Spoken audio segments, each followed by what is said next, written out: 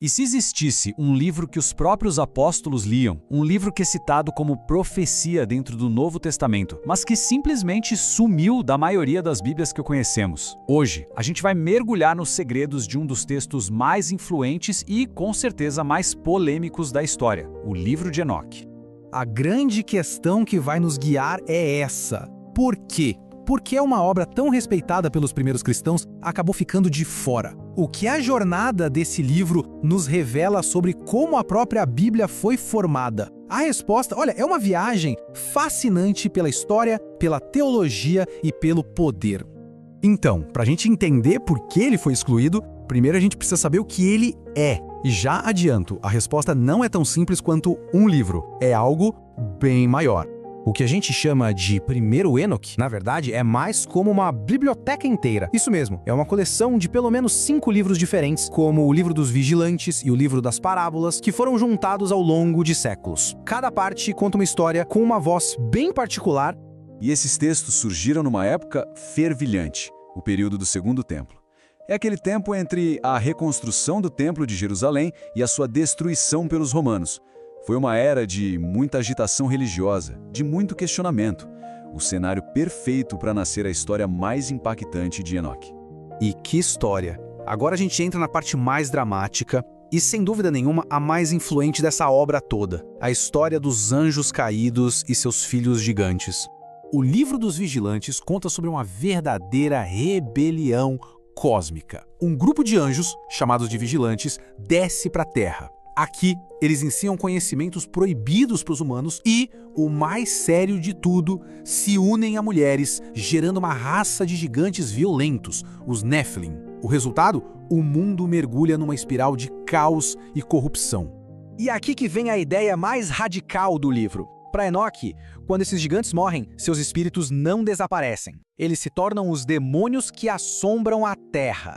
Isso dá uma origem para o mal que é totalmente diferente da de Gênesis. O mal não nasce de uma fruta proibida, mas de uma rebelião celestial cujas consequências ainda estariam entre nós.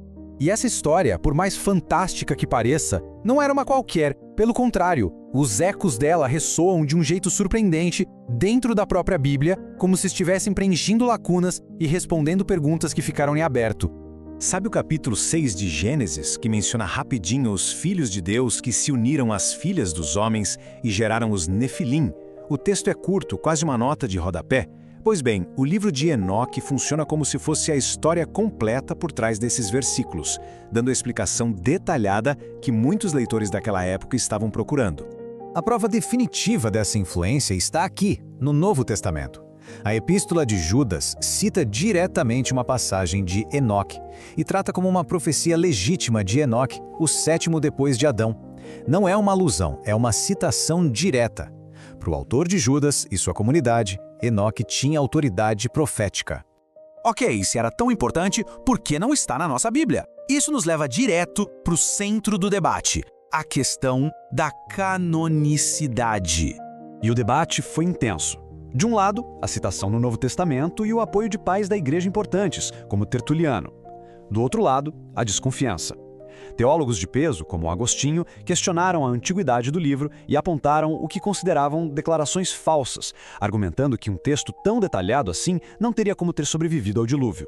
No final das contas, a balança pendeu para exclusão. As dúvidas sobre a autenticidade, a controvérsia sobre a sua teologia e o peso imenso de figuras como Agostinho, tudo isso foi decisivo. E para a maior parte do cristianismo ocidental, o livro de Enoque foi silenciado, se tornando um texto apócrifo, ou seja, oculto. Mas a história não termina aí. Longe desse debate todo na Europa, em uma das tradições cristãs mais antigas do mundo, o livro de Enoque não só sobreviveu, como prosperou. 81. Esse número é a chave. Enquanto o cânone protestante tem 66 livros, a Bíblia da Igreja Ortodoxa Etíope Teoarredo tem 81.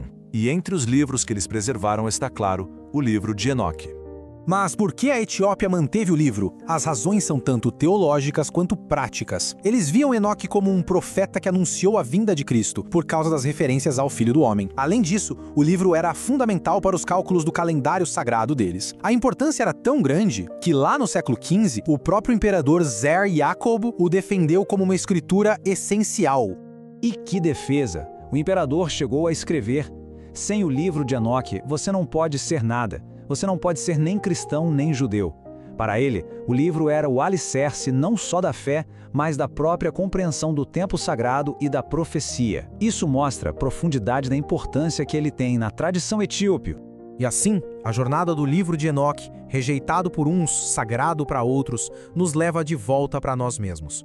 Talvez esse fascínio todo com a história de anjos caídos e justiça cósmica revele algo sobre a nossa própria busca.